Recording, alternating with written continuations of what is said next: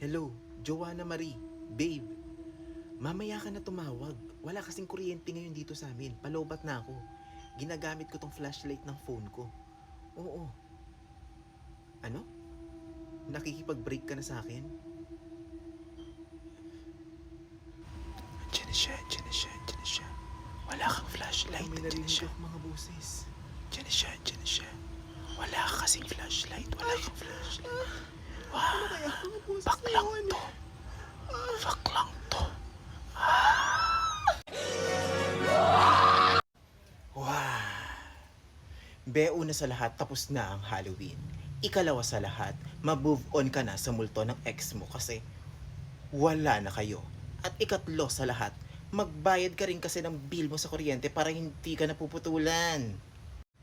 At ikaapat sa lahat, be, para hindi ka nabibigla sa oras ng emergency, ay bumili ka na nitong Philips flashlight na SFL 214356 model kasi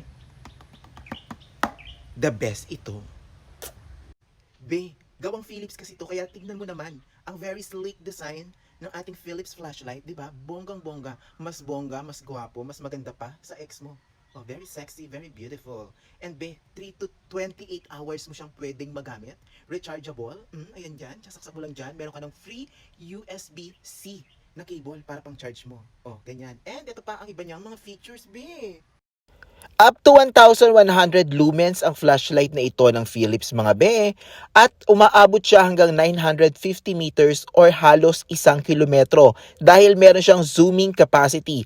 At ayan, pwede mo rin siyang iset into dim mode. At kapag kailangan mo siya in case of emergency, ay meron din siyang SOS mode. O di ba?